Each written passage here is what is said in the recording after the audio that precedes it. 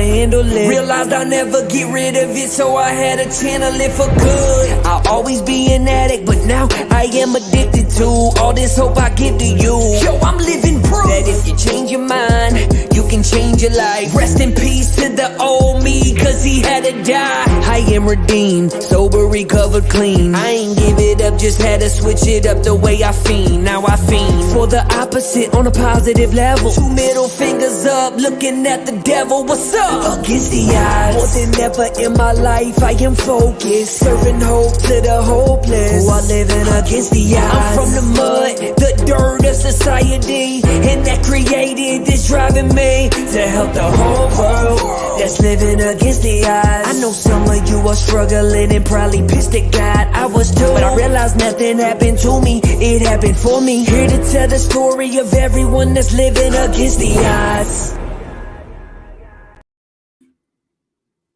What's up, everybody? How we doing? I love that video, man. That thing gets me pumped. If the camera was on back here, you'd see me just jamming out to that thing. It's been a while. I want to welcome you guys to Saturday Night Live on Against the Odds Facebook page. You guys make this page possible. Thank you guys so much for all your support, your encouragement, your continued shares, likes. We are reaching people. Trust me, we're reaching people. I talk to people every day that are struggling with addiction. One of the things I want to tell you guys real quick is we got Kenda H backstage right now. She's about to come on and she's going to tell her story of hope and inspiration. And Kenda is actually broadcasting live from Canada. So it's late there. It's actually 10 o'clock. So I want to bring her on and get her story going so we can get some hope out there. And if you guys could do me a huge favor, if you haven't already, share this live in every group you possibly have. Share it on your page. Share it in recovery groups. We want to get this message out to someone who needs it because we know someone out there struggling tonight. And without further ado, I'm going to bring on Kenda so she can tell her story. What's up, Kenda? Hey. How's it going? Oh, it's going good. It's going good. Yeah. A little nervous, but I'm good. I'm good. That's right. We got to get out of our comfort zone. That's right. If we're in recovery and we're comfortable, or we're trying to change our lives and we're comfortable, man, that don't work right. It just don't. No, it doesn't. Does it? No, not at all. I like getting out of my comfort zone. Me too. Especially when I'm jamming to that awesome song by my guy Joey Yak in the background. I don't know if you could see me when that song's going. I'm jamming out. I was jamming too. I had to catch my breath, and the camera kind of caught me, but that's all good. Anyway, we're here to spread hope, and we're here to share your story. I talk a lot, so I would like to pass the mic to you so you can tell the viewers your hope and inspiration and why you came on to Against the Odds and what's so special, or not what's so special, but what do you have? What message do you have of hope for our listeners? Because we know that people out there need to hear hope. People are struggling. Definitely in today's world, in this, what we got going on, there's a lot of stuff going on out there. Mm-hmm. Because you're in it in Canada. So we can just start that off and you can just tell us your story. Yeah.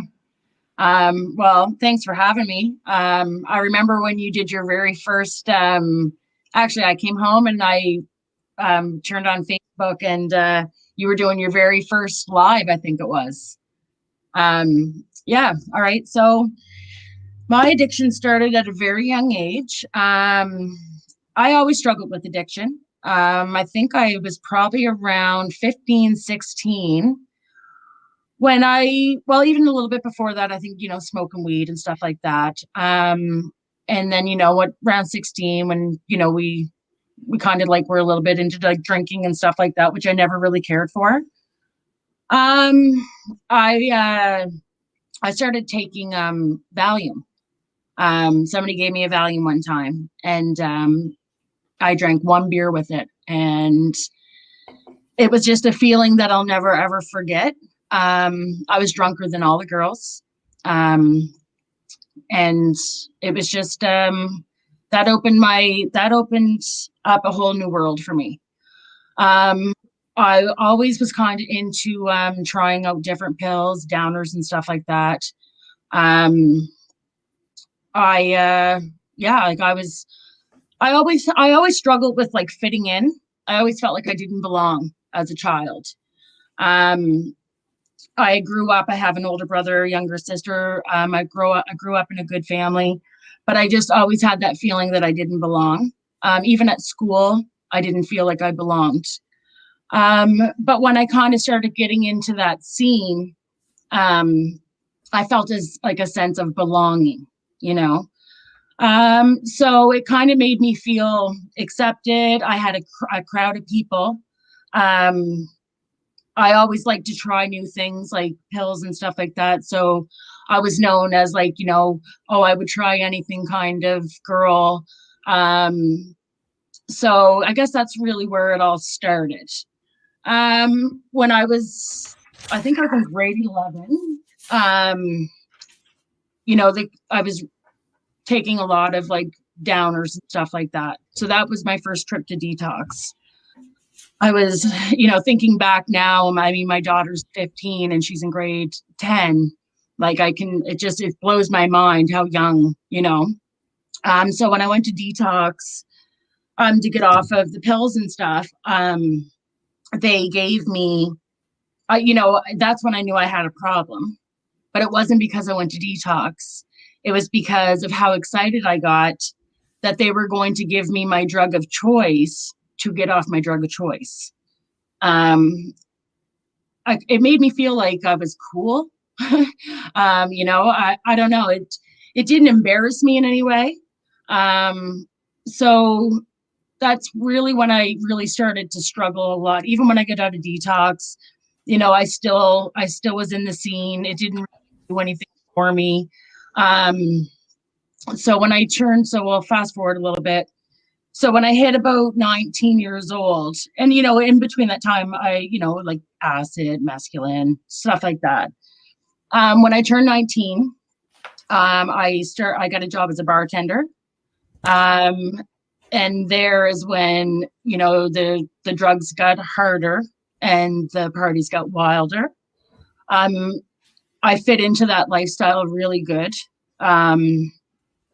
That's when, like I said, the drugs got harder, and I started like doing ecstasy, you know, and stuff like that. And I remember being at a party and hearing these people talking about cocaine and stuff like that. And I'm like, oh, I want to try that, you know? And they're like, no, you don't. And I'm like, yeah, I do. And so the first time I ever tried cocaine, I would have been probably about 19 years old. And the first time I smoked it. It was crack. And I got very addicted to it. It's like, you know, all my money went to it. Just partying for days upon days. That's when I met my daughter's father, and we were in that lifestyle together. You know, I'm from a small town here, so you know, a lot of people talk and whatnot. So he moved out west, so I thought I'd follow him, which I did, and I moved to Edmonton, Alberta. And out there, I had nobody to tell me what to do. You know, I had a whole, like, it was, you know, a big city. I really regret all the opportunity I didn't take. All I did was party. I juggled jobs. Our relationship was very toxic. You know, it got to the point that one of us were going to kill each other. But then I found a new drug out there, crystal meth, and you know, I lost myself out there. I ended up coming home, and I had to go straight to detox for, I think I was in detox for 3 weeks at that time. Down here, they weren't really familiar with that drug. So it was like kind of new to them, like trying to detox me and whatnot from it.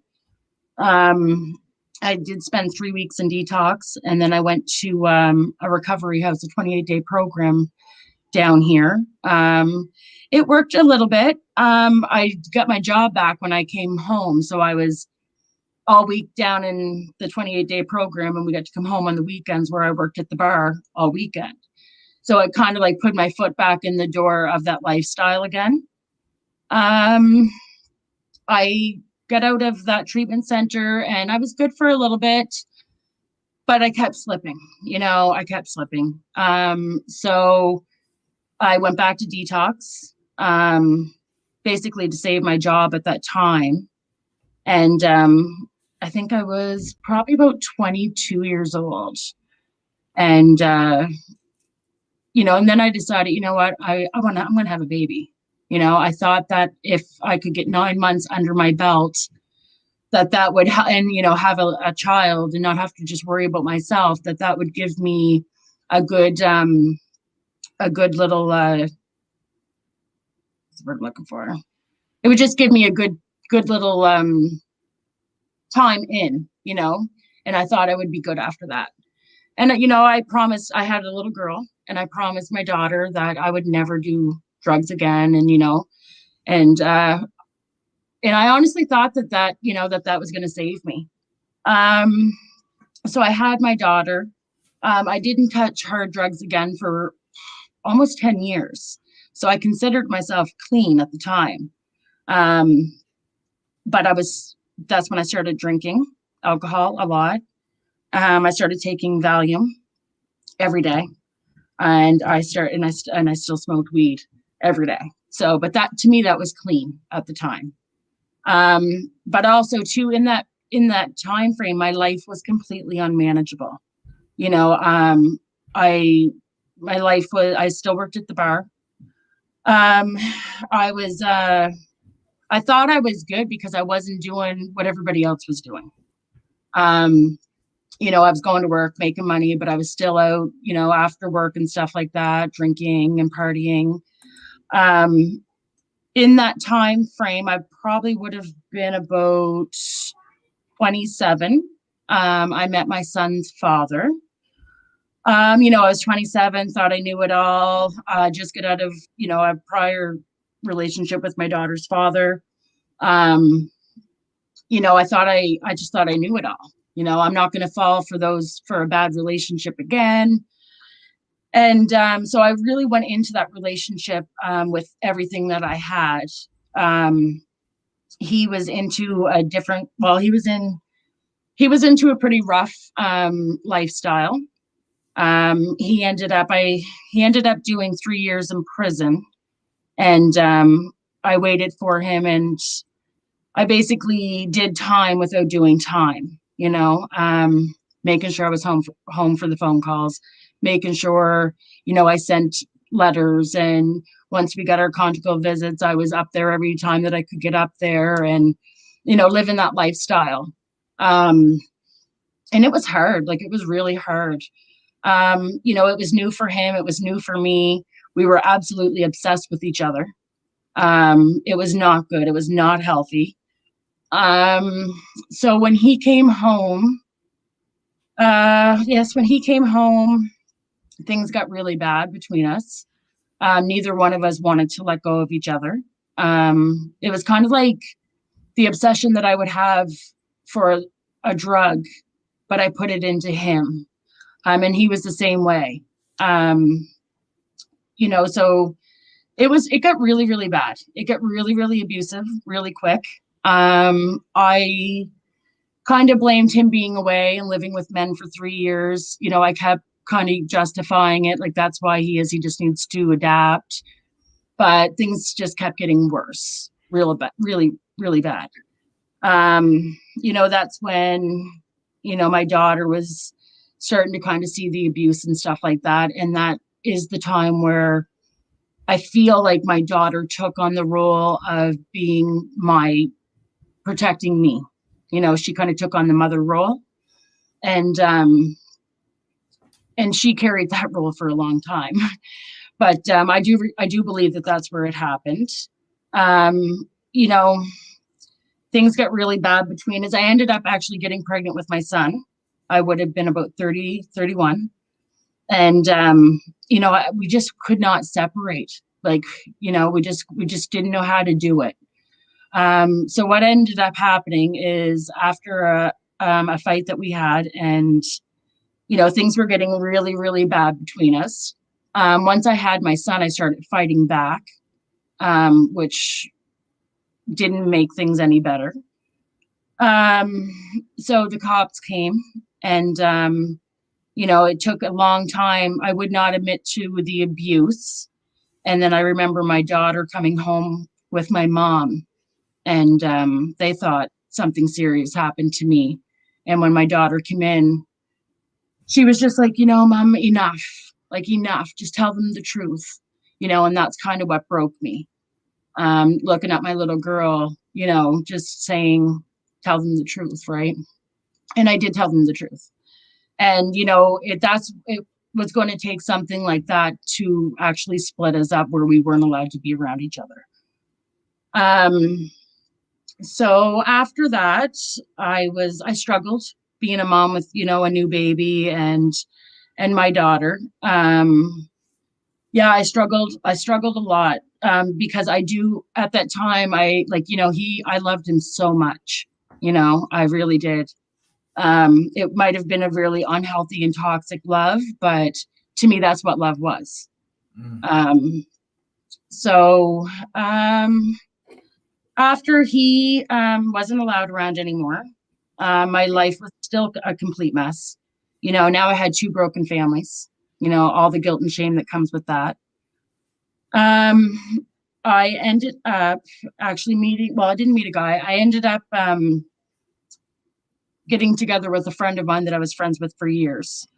And we were probably together for about a month and a half. And, things were going good. He made me feel safe again, especially coming out of a relationship like that, because I was scared of my son's father. He made me feel safe and protected. And I liked that. I really didn't know what he was into at the time. And one day I caught him in my bathroom doing something that I didn't want around my children. And so I asked him to leave. And, that night, and then when I told him to leave, I felt bad. And I'm like, come back. I'll just put you in bed. You can sleep it off. But he's like, no, I'll be back later. And he ended up overdosing that night and dying. And I took that really, really hard. That's really when I started to start to get back into using heavy drugs again. At that time, I was a complete mess. I was completely broken. It's just like, one bad thing after another. I ended up I have 3 children. My daughter's 15, my son is 9, and my baby boy, he's 3.5. So I ended up meeting my my youngest son's father shortly after that. And it was another bad relationship. I was an unhealthy woman looking for love, I didn't know I didn't know what love was. My idea of love was very toxic.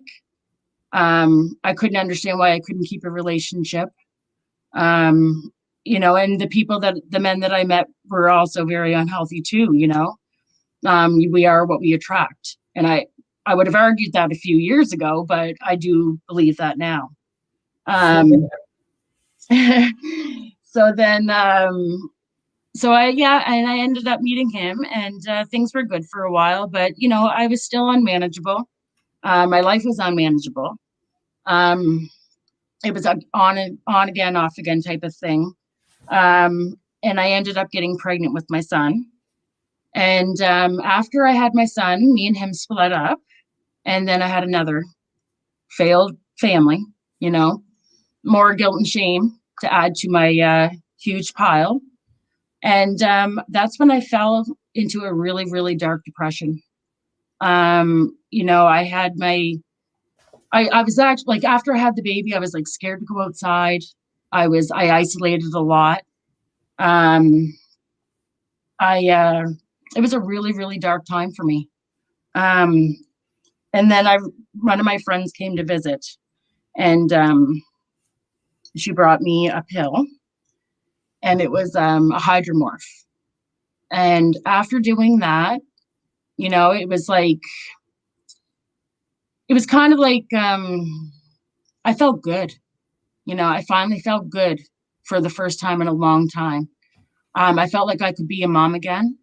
I felt like I could actually get dressed and get up, and, I felt like it was like a warm hug, like telling me everything's going to be okay. And that's when that addiction started. And it didn't last very long feeling that way. When I first started doing them, I'd be like, what do you want for supper? I'd have 3 different suppers on the go for the kids. I finally felt like I was going to be okay. It wasn't too long after that. I remember somebody saying, oh, have you got dope sick?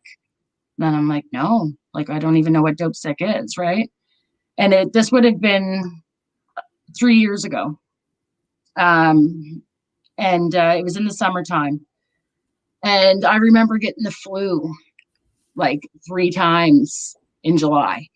And, it was every time I did a pill, it would make me feel better. That's how naive I was, though. I honestly did think I had the flu. I didn't know I was dope sick. And then it got to the point that I could not get out of bed. I would try to get out of the bed and, get up with the kids and stuff like that. And, I just couldn't do it. Again, my daughter ended up being the mom and getting up with her brothers. Unless I had something to get up to, I was, in the bathroom, I was sick. It was just a never ending cycle. September rolled around and my daughter was the one getting her brother off to school. It was horrible. It was a horrible time. I knew I was addicted, but I still felt like I had it under control at that time. I knew I could see where things were where they were going. I remember, isolating with my children at home here and, being a super nice day and them wanting to go out and play. And I just couldn't do it. I could not be out in that outside world. I remember sitting on the edge of my bed and just wishing that I could take them outside, but I couldn't because I was too sick. My days started to be like, I needed something to get up with. I needed something to get me through the day. I needed something to knock me out at night. Or unless I wanted, there's lots of days where I just wanted to end the day, I remember a friend of mine coming over and I remember like looking at him saying, I really don't see a light at the end of my tunnel. And that scared me because I really didn't see I was in complete darkness. That was a really, really hard time for me and the kids. Not only was I living that life, but I was making them live that life too. I was dragging them through my addiction. It was horrible. Then I went down and actually I was scared to go to detox. I was scared that my children's fathers were going to try to take my kids from me. To be honest, it would have been better if they did, but for me to let them go, like that was the only thing keeping me alive. Even though I wasn't doing a very good job, but it was the only thing keeping me going. I remember it was Christmas, about 2 years ago. And I just had enough. I remember going upstairs and having a shower and I had to go to work. Actually, it was Boxing Day. And I remember crying because I felt so distant from my children. And they were right here with me. They were down here. downstairs here, and I was up in the shower, and I was just like, I couldn't stop crying because I felt so far away from them. And that's when I called my family for help. So I called my family and I told them about what was going on. And my brother-in-law and my sister ended up taking me to their house and kind of like just throwing me in the basement basically, and helping me detox from the opiates. It worked for a little bit. I came home. I was down there for probably about a week. And I came home. I had no energy whatsoever. My mom ended up staying here with me and the kids for a little bit just to try to get me back, going. And I just remember I had no energy. I just remember I think I drank like probably 10 monsters a day just to try to get me going. And yeah, and and I was going to meetings too. I was going to meetings. So things were going good a little bit, but I still lived in that chaotic life. I was still looking for love, and it was just constant. Then I get introduced to ice pills, and they were supposed to give me energy, and I started back at work. So then I started taking those, and they were giving me energy. I didn't realize that there were crystal meth pills, So then that addiction just took right over. I'd be up for 5 days at a time. And going to work, coming home, staying awake, and just doing that routine for days upon days. I would be literally in psychosis here. And it was like, it was horrible. I knew things were out of control, but I still felt like I had it under control. I didn't want to say I was powerless because I didn't feel powerless at the time. I actually remember thinking, I'll take some this time. I had it all set out in times, and I actually thought I had the addiction beat, because if I did it that way. Like that's where my mind was, just completely sick. So then things really started to get out of hand. And, like I said, I was starting to go in psychosis a lot with my children here. I just remember somebody hurt my feelings. They did something to me that wasn't very nice. And I wanted to get that person. If somebody hurt my feelings, then I'm going to hurt them twice as hard. That was the way I lived my life. And so I remember inviting a couple of guys over to my house, and, my whole mission was to get this guy. And I ended up getting drunk, and then I wanted my drug of choice. So I went to go look for that. I couldn't find it, and I came home. And because I had left one of the guys here, and I had went with the other guy. And like, that's just where my mind was, like leaving my children with people that I shouldn't be leaving my children with. Because when I wanted something like that, it didn't matter. It didn't matter. Nothing was standing in my way. I ended up coming home, and my daughter was staying over at my neighbor's house, and she ended up coming over, and we kind of had words on my back deck. And I ended up slamming the patio door in her arm, because I ended the conversation. Regardless, I heard her. And next thing you know, the cops are at my door, and they're arresting me. And they arrested me for assault. And, it was not good. I put on a huge scene in front of my children. And I remember the cops coming in too, because these guys had warrants for their arrest or whatever. And my son, I'll just never forget this. Like, he was 7 years old, and, one of the guys were hiding up under his bed. My son had to wake up to police officers and some strange man under his bed, and I just think back to like how scared he must have been, and not only that, then I have my daughter who's seen me, it was horrible. So I ended up going to jail that night. And which, I always thought I was like, bulletproof kind of thing. Like I never ever thought I'd get arrested. I always thought I could talk my way out of it, or I don't know. I always kind of felt invincible. And so I ended up going there, and I got out the next day, and I came home to my mom packing up my boys' stuff. I wasn't allowed around my daughter at the time. And, my mom was packing up my boys' stuff, and then she took them out. And I just remember sitting here like so lost. I just lost everything that ever mattered to me. My life was a mess. And I just remember hitting my knees, and whatever I really believed, I didn't really believe in God at that time.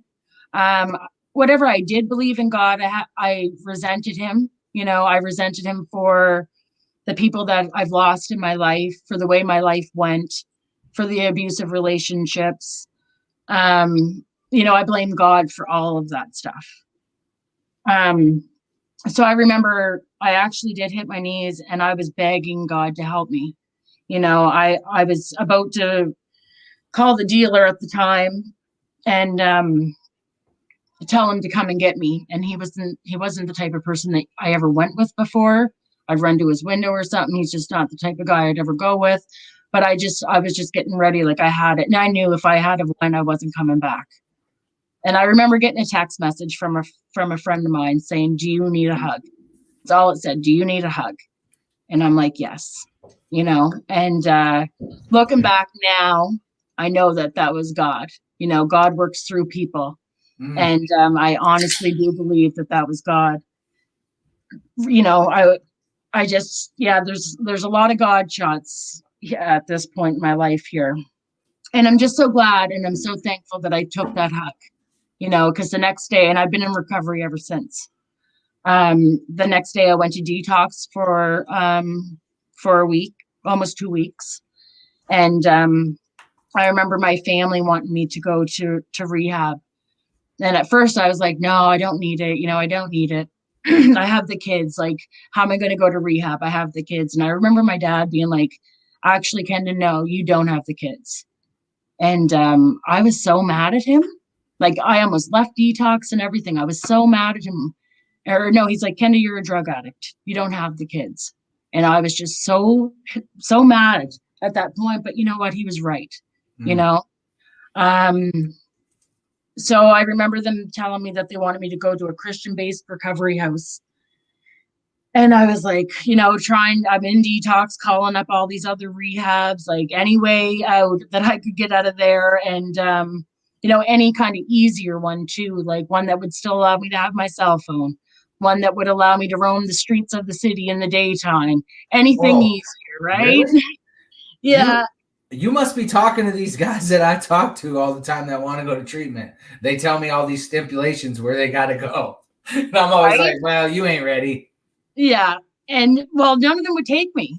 All of them were they were all booked, or it was a super long wait. So the only one that I could get into was this Christian-based recovery home.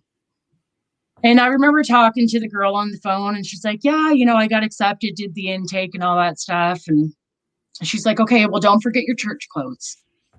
Church clothes? Like, what? Like, no, like I can't go here, Anyways, so I ended up going there.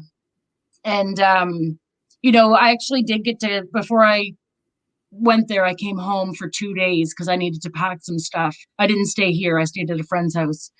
And I remember I was in such a dark spot at that time too.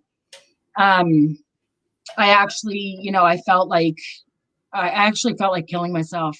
I was off of all the drugs. Everything had hit me at this point too. My whole life, it was a really dark time for me then too. But I still went to the recovery house, and thank God I did. When I got there, I got to truly surrender to this, to this lifestyle. And, at that point I was willing and open-minded, and, I had to get honest with myself. I was willing to do whatever they needed me to do, because nothing I did worked. I just remember going in there, and I was scared to death. I think that's probably the most scared to death moment of my entire life. But I remember going in, and she handed me a Bible. And, at first I didn't really know how to take her because she reminded me of my dad a lot. But, this woman gave me tough love, and she gave me exactly what I needed. Um, I remember going in there, we would do Bible study in the mornings. And, I used to fake read and stuff like that at first. And, we'd have to sit around and pray. And at first, I would never close my eyes. I'd always be the one staring at everybody else, thinking like, like wondering where I'm at, like, what am I doing here?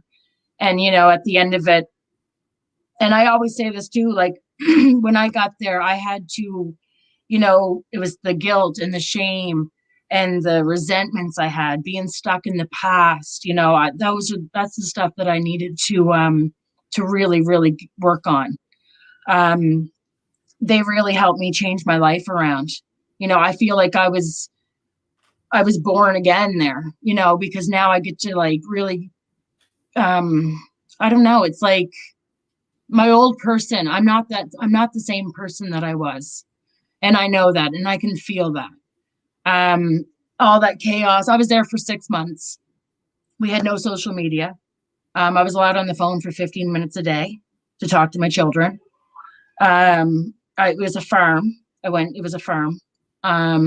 We'd have to get up at 6 o'clock in the morning and, collect chicken eggs, milk the goats, and stuff like that. And, and then we would make soap out of the goat milk. It was a different lifestyle, but that's where I got to learn how to, and then it hit me too on the way there. Like, I'm going to live with like women, a bunch of other addicts. Like, what am I doing? Right. But those women ended up becoming my sisters. That's where I ended up learning how to trust again, because I didn't trust anybody. I didn't even trust myself for a super long time. So I got to learn how to like trust people again. These people wanted what was best for me. I'm very, very grateful that I got to go. And, that was the start of my journey in recovery. We were introduced to it was a 12-step program. I'm just so thankful that I got that opportunity, because I wouldn't be where I'm at today. And so, I went there. I got to come home a couple of times to visit my children. While I was there, like, it really, really, I don't know, just being off like social, we weren't allowed to have any outside noise basically because we had needed to work on ourselves. I mean, I think that was probably the best thing that ever could have happened to me. I don't know. It's like, and then I got to develop a relationship with God too. At first I went in there asking 1,000 questions.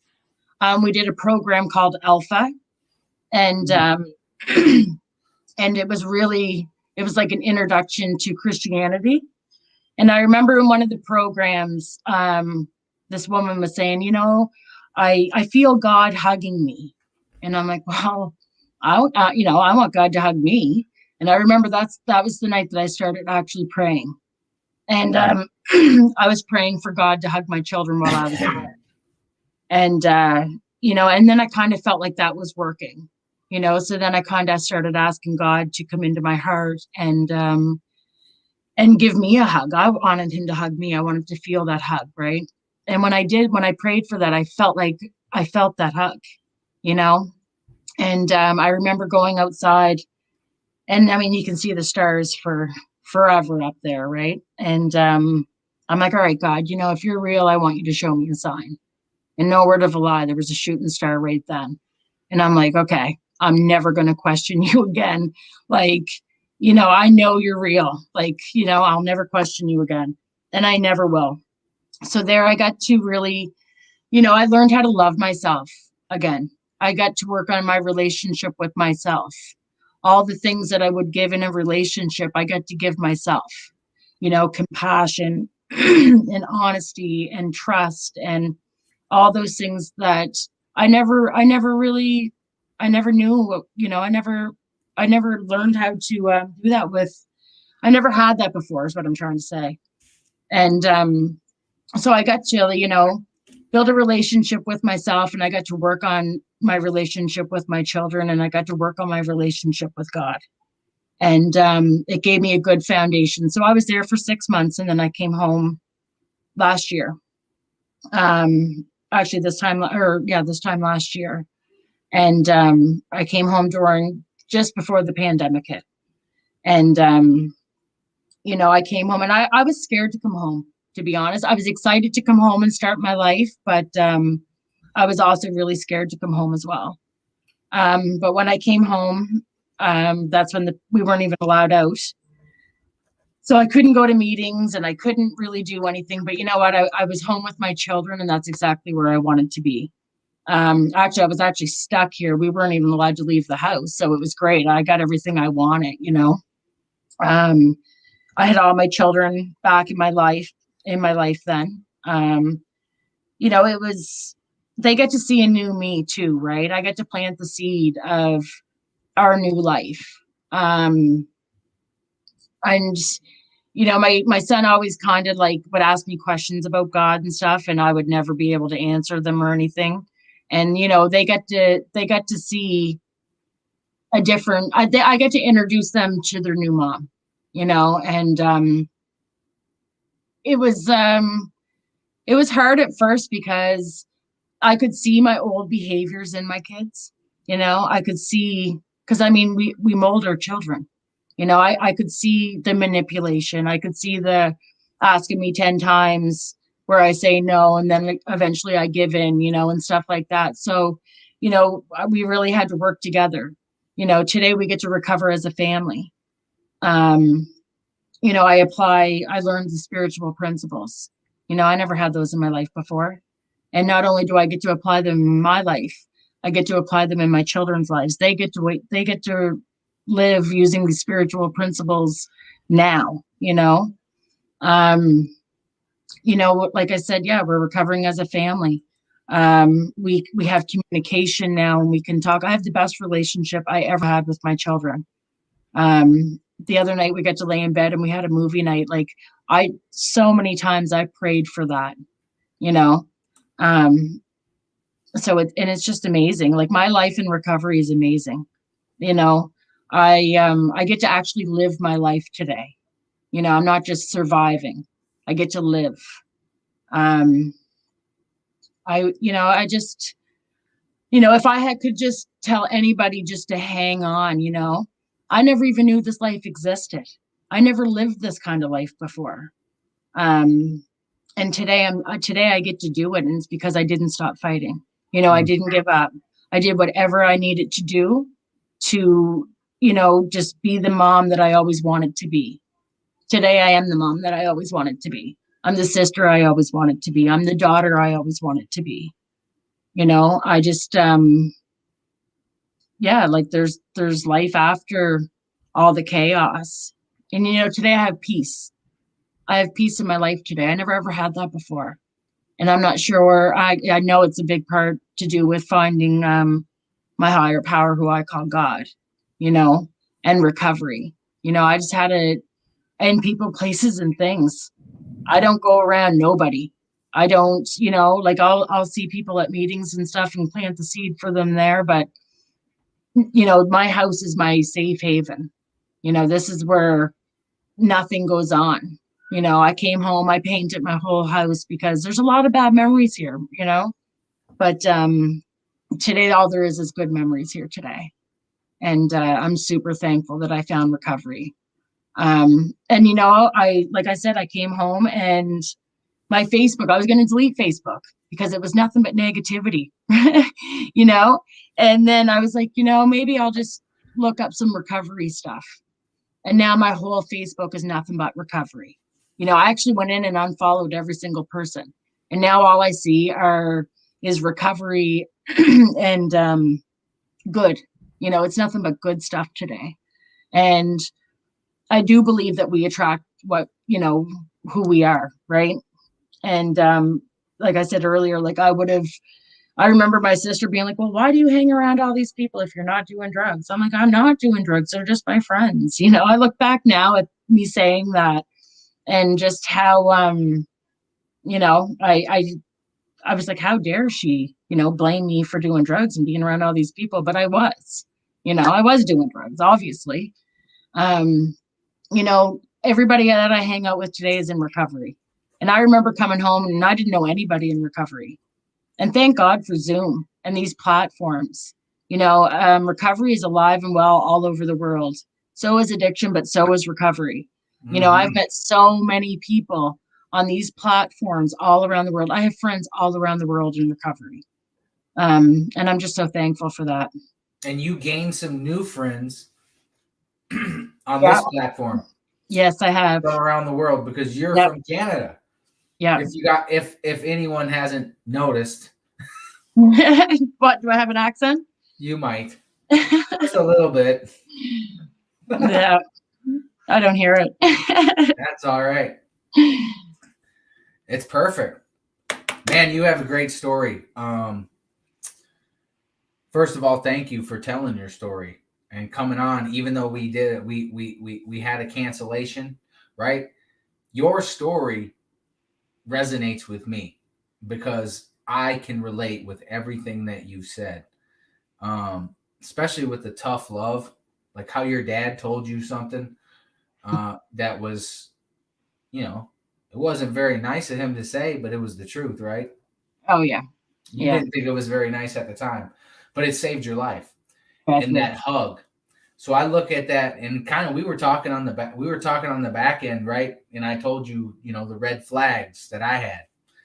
These are God moments that we can only see when we stay sober and we stay in recovery long enough to look back in hindsight, Yeah. right? I was explaining that to someone today, and I Mhm. sure hope he's watching today because your story resonates a lot with what he was talking about with me today. There's a lot of anxiety. So when right when we get out of treatment, right? You talked about it. You were scared. I was Mhm. scared too, man. I was scared because I had been back. I didn't want to do it again. I was just scared to go back to the joint because I knew what would happen if I got high. I was scared to do it. I was just scared. I was, you know, nervous. Never Yeah. did anything before. Um, and you know, there's a lot of people out there today that are just getting out of treatment or they've got, you know, they've got a little bit of recovery and they don't know what to do with it. And that, you know, they might have made a mistake, you know, and drank or whatever the case may be. The mistake is a mistake. We can learn from those mistakes. We don't have to continue to go down those roads and continue to live a Mhm. delusional life. Just the way you explained everything was just so nice because you can really see how delusional you were, Oh yeah. right? And you Yes. see that now. And I want to tell you, man, just by the way you explained the pain that it made you feel when your son Mhm. was in bed and there was a man underneath there, I Yeah. could tell that you have real, true, you have remorse. And you can see that and you can tell when you speak that is a pivotal point in your recovery to where you are like, you know what? I got to do something. And you never gave up. God has had his hand in your life for a long time. God had a plan for you before you even knew it. You know what I'm saying?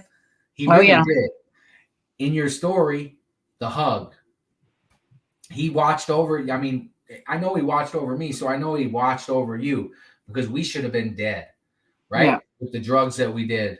You were saying that you would take anything. Yeah. Yeah, you would. Yeah. So would I. I did. I would take it and say, "What was that?" You know, it could have been something that would have killed me, but Yeah. it didn't matter. And I even did that stuff, you know, many years later. But God closed doors on you too while you were Mhm. trying to get your life together. And it just reminds me so much of other things that are going on. Just because He does do that.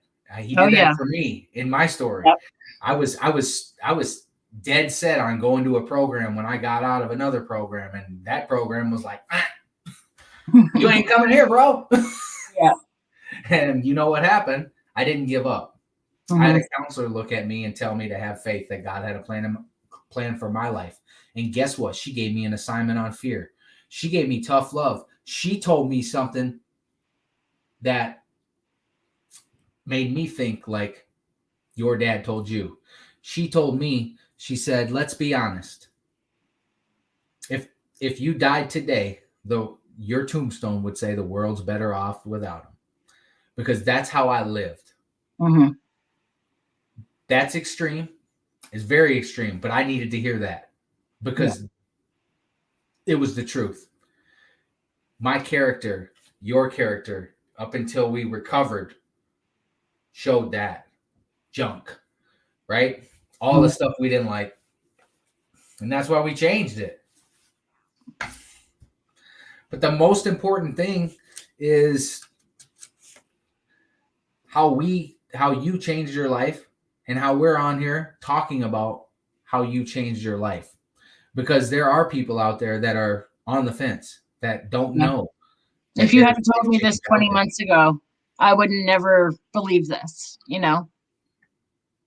And like that stuck feeling and not knowing how to get out of it, you know? Yeah. I had someone tell me today that they get anxiety so bad that they don't even know if they can walk. Mm-hmm. And I said, I know how that feels, bro. Call me. Yeah. Call me. I want to talk to you when that happens. When that happens, I want to talk to you because you'll be able to talk yourself out of it. And we have to learn. We have to read. And that's what people don't understand. It's like so we're addicts, right? We want instant gratification right away. We want it, and we got to do whatever we got to do to get it. But when it comes to recovery, we don't want to work for nothing either. We don't. We want to just be like, oh, I'm cool, right? Yeah. I don't want to do the work. Yeah, right? I just want to stay sober. Yeah. I just want to stay sober. I want to stay out of prison, but I don't want to do the work that comes with it. No, I ain't listening to you. I ain't listening to you either. You don't know what the hell you're talking about. You've been to the joint 5 times. Why would I listen to you? It wasn't until I surrendered and was like, you know what? I like you said when you were at the recovery house. Mm-hmm. I don't know how to do it. Someone's got to tell me how to do it because I don't know. And then when we surrender like that, man, that's when the change starts to happen. That's when God can start to move into our hearts because we lose the pride, we lose the ego, and we humble ourselves. Therefore, we can become exalted. But it just doesn't end there. It has to happen, and it has to continue to happen, and it has to continue to go. And you have to practice this over time, and over time, in hindsight, you look back and you realize and how grateful you are that you're around. How grateful you are. Recovery is a lifestyle. You know, it really is. It truly is. Like I hear people say, oh, recovery is so hard. No, actually it's not. It is hard work, but I'll tell you, it's a lot easier than out there on the street trying to find something to get up with, trying to find something to get me through the day, trying to find something to go to bed, you know, knock me out at night. That's hard. That's hard. Dude, you know that's hard. Yeah. I mean, that's hard. Yeah. I remember being in prison in Stillwater, waking up every day. And I realized, damn, I'm waking up every day happy as hell. I'm in the joint. Yeah. It's because I wasn't looking over my shoulder about who owed me money or how was I going to get high that day or how I was going to get drunk. This was before I was, using in prison. Yeah. but this was before that.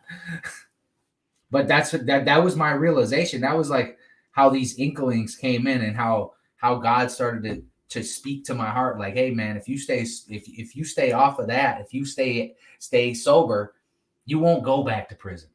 Yeah. So that was kind of my I didn't want to go back to prison anymore.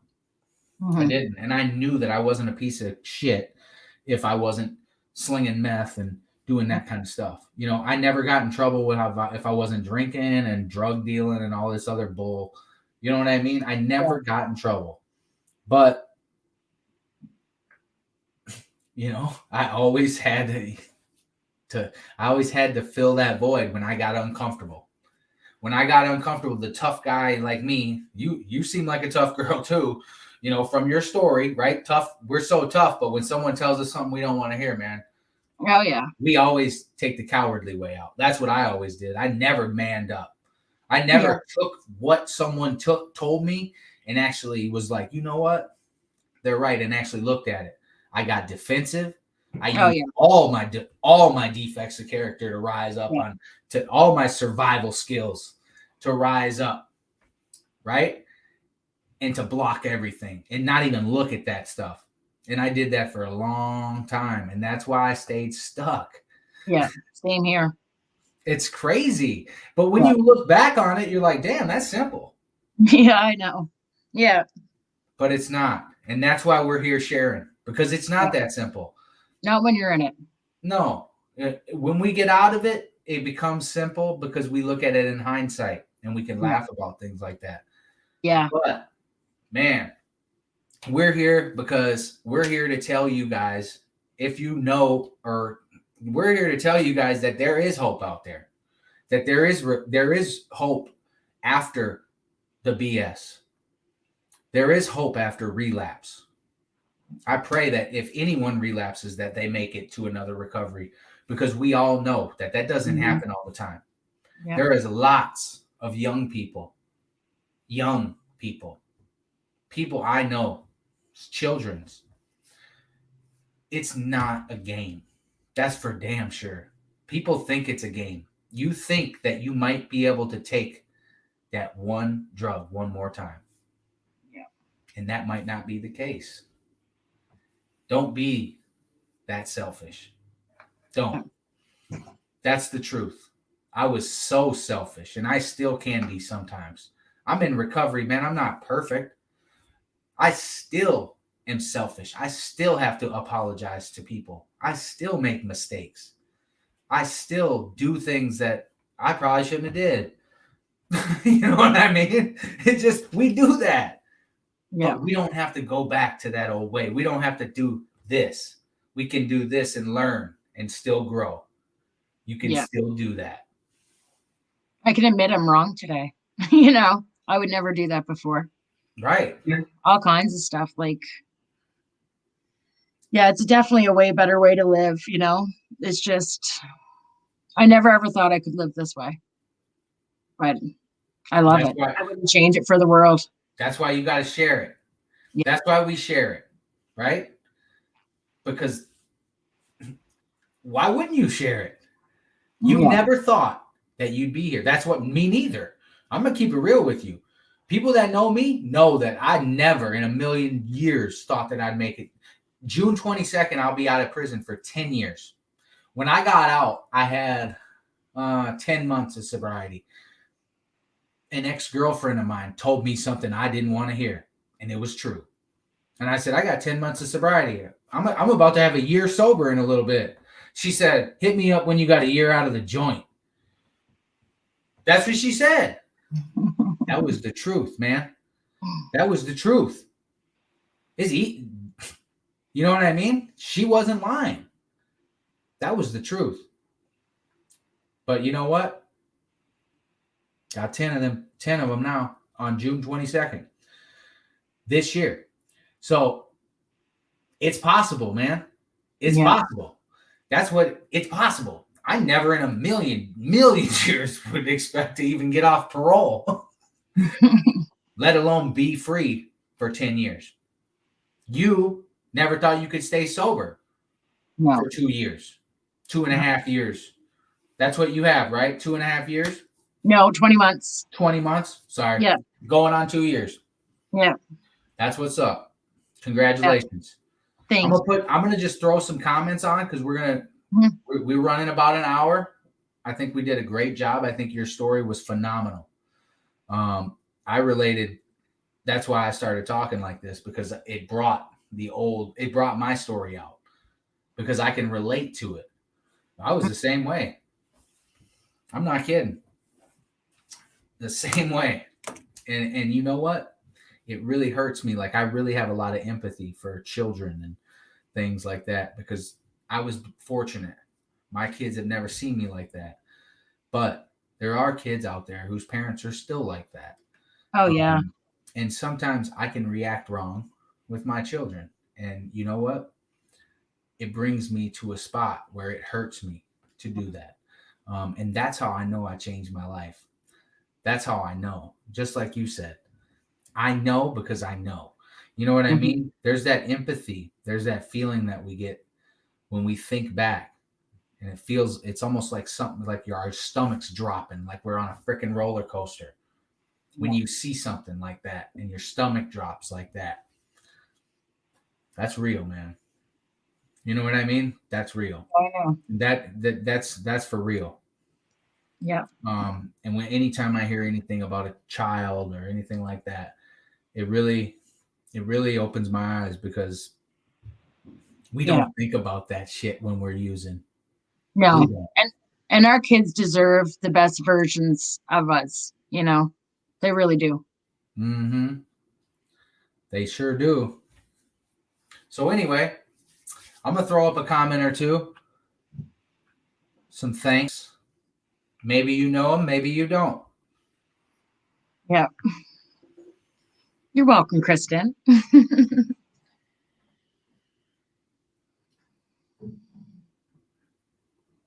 Thank you. Then we have this one. We got some comments on here. Well, I just hope, I hope it reaches one, even if it reaches one person, one person that don't feel like there's a way out. There is, there really is. Just keep fighting. That's right. Even though the doors closed on you, you didn't give up either. Yeah. You didn't. Thank goodness. Yeah. Now I'm living my best life. Yeah.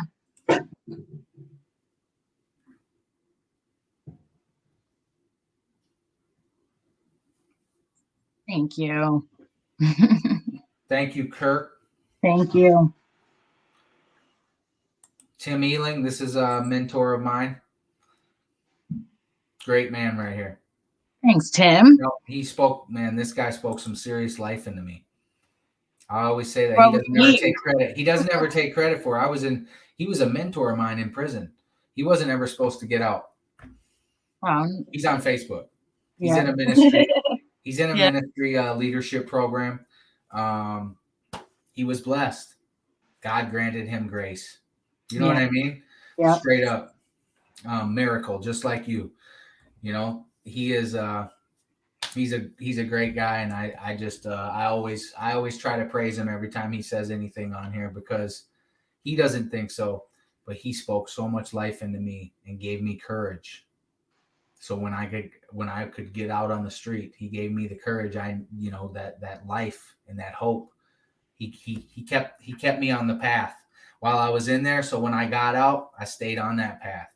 He helped me a lot, and he doesn't know that. He doesn't think that, but I tell him that all the time. He never takes the credit. That's why he's a good guy. Well, we need that. We need to hear that hope, and we need people like that, Right. He did it out of the kindness out of his own heart. Not only me, he didn't do it with me. He did it with many people. He was back there for many years, and he never thought he would get out. It was a treatment center in the Department of Corrections, and he was a mentor back there.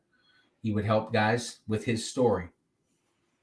Yeah. Because his story is very powerful. And, he would speak life into guys. He would work with guys, and I was one of his guys that he worked with, and God put me in his life, and I'm still in his life. And it's awesome. What do we got? Who's that? That's my son back there eating a bowl of cereal. Nice. Staying up late, buddy? All the time. Yes. Playing Fortnite. Were you clapping? No. I don't know, but. All right. So what we'll do is we'll end it, because we had a great live. I think we got a great message across. Really good story of not giving up, right? A really good story of a tough female who cared about her children so much that she did whatever it took to get them back in her life and to get that family restored. Now you have a family that has a full circle of healing in it. Oh, yeah. That right there is powerful in itself. Yeah. Your children and your family. God bless you all. Thank you for coming on. Thank you for having me, Phil. I really appreciate it. I appreciate you. I will just take you off the screen. If you want to just say any last words, we still have people watching. And then when you're done, I will pull you off like I did. And Yep. then you can hang out backstage if you want. Otherwise, I'm just going to say some farewells, and then I'll be backstage for a little bit, and then we're going to end. So you can go ahead and leave them with a message of hope, because I know you have one. Yeah, just keep fighting, just keep fighting. I honestly didn't think I'd find my way out of all that darkness, but there is light, and you just need to, ask for help, reach out. My inbox is always open. Reach out to the people that have what you want, definitely. And for the mothers out there, and anybody, fathers, just keep fighting, because your children deserve the best you. And yeah, I thank you very much, Phil. I really appreciate it. No, it was fun. I love this kind of stuff. This is what I do. This is what we do on Saturday nights. We will maybe I'm thinking about doing it a little later on Saturday nights. I'm thinking, since it's summer, I might start launching it at 9 p.m. Central. But that'll probably happen maybe next week, maybe not. I don't know. We'll see. But anyway, thank you, Kenda, for coming on. I'm going to pull you off the screen, and I'm going to tell everybody goodbye, and I'll see you on the backside. All right. I might have cut her off a little too soon. I'm going to bring her back on. It's all good. So anyway, guys, tonight was very, very real. It was very raw. It was up close and personal. Just like we like to do every Saturday night, live with a story of hope. Kenda shared she was broadcasting live from Canada. And her broadcasting live from Canada, me down here in Minnesota, we made a connection, and we shared her story on Facebook. You guys have shared it all over the place. I've seen lots of shares. I want to thank you for that. Thank you guys for tuning in always and supporting Against the Odds. Thank you for the likes, the shares, the continued support. Thank you for everything you do. I am going to let you guys go tonight. I do want to tell you one thing. I want to put a vote out there. When should we do these lives? Now that it's summertime in Minnesota, everybody's out in the yard till 9 o'clock. So I would like to start them at 9 o'clock when everybody's coming in. Since we're starting at 8, I think 8's a little early for the summer. But I'm not sure. You guys let me know. Comment on this live. Do whatever. I'll throw a story out. We'll make a poll. But anyway, you guys have a great night, and I will talk to you next week. We have a guy coming on next week, and I will be putting his information together. He is a pillar in the recovery community in Minnesota. He really is. He is very inspirational. He has been working with guys in the trenches for a long time, and I will announce who he is this week. You guys stay tuned. Peace.